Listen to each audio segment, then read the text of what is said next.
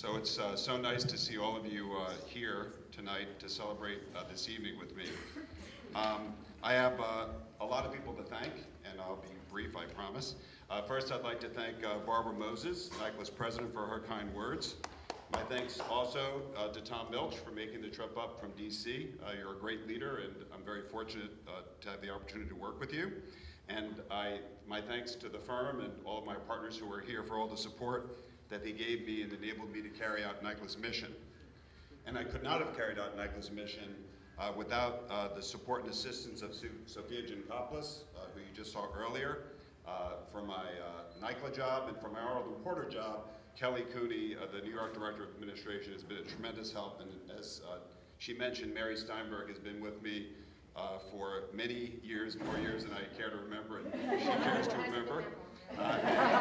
And she helps me with everything I do. And to Rachel Sard, my immense gratitude for creating such a wonderful portrait. Thank you very much.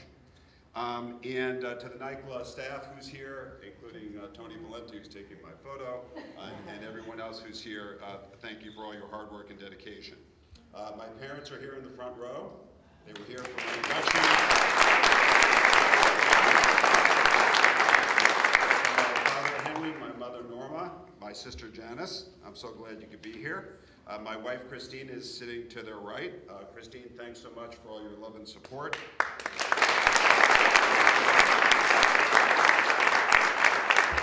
Probably missed some people as they came in, but the rest of my family, my father-in-law Gene, my mother-in-law Barbara, I see my brother-in-law Rob, my brother-in-law Scott.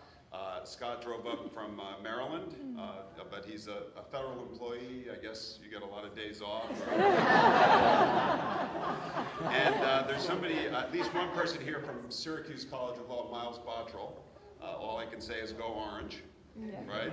The tournament's coming up, and Rob, I forgot, went to Syracuse as well. I don't know, them being in the ACC is really like this weird thing, but who knows, we'll see what happens. So for some serious remarks, but as I promised, they'll be brief. As most of you know, NYCLA is a wonderful organization founded in 1908 as one of the first major bar associations in the country to admit attorneys who are licensed to practice law.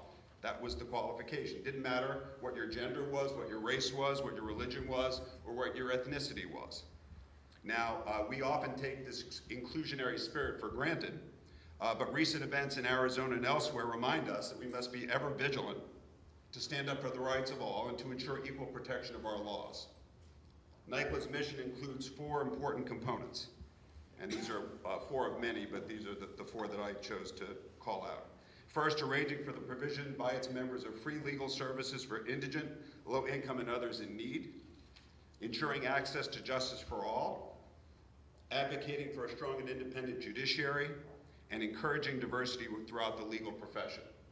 Those are things that I'm obviously very proud of to be following in that tradition, and wonderful that NYCLA has those as at the center of its mission. And now the canvas that is NYCLA was created by the brushes of nearly 9,000 members who carry out NYCLA's mission on a daily basis. It is embellished by the staff of NYCLA who work day in and day out in providing services to our members and the New York legal community. The painting that emerges from the collaborative work of NYCLA members and staff is something to be proud of, and something I am proud of, and something that will endure even as our profession undergoes profound change that challenges us all. NYCLA is a place where we can all come together and promote the best in the legal profession.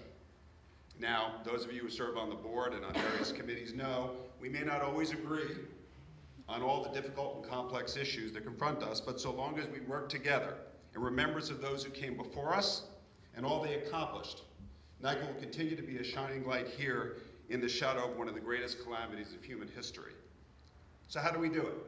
How do we move forward? From my perspective as a bar leader, I believe the answer lies in each of us being willing to give of ourselves for the common good.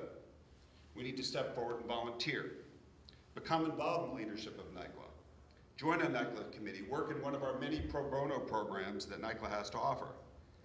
During the course of my NYCLA presidency, for those of you who are here for some of my talks, and including over at St. Paul Chapel when I was inducted to this great association, I often spoke of the singer-songwriter Harry Chapin, Harry was this fellow that went around giving concerts. It was often said his voice wasn't too good, but he kind of did folk songs, whatever, and he died tragically on the Long Island Expressway on the way to give one of the many charity concerts he gave. And he donated proceeds from every concert that he participated in to one of the hunger charities. World Hunger Year is what it used to be called, and I quite frankly am forgetting what it's called today, but it carries on. But what Harry said, and I'm excerpting some of his words, most of us operate in some kind of vacuum. We are all searching for a positive affirmation of our existence, some indication that it matters whether we are alive or not. Volunteerism is a right, and we volunteers are carrying on in the heritage of this country. Harry continues, I therefore challenge the people here not to be passive or just pat ourselves on the back and say how wonderful we are. The whole job is to get more people to go out and do it.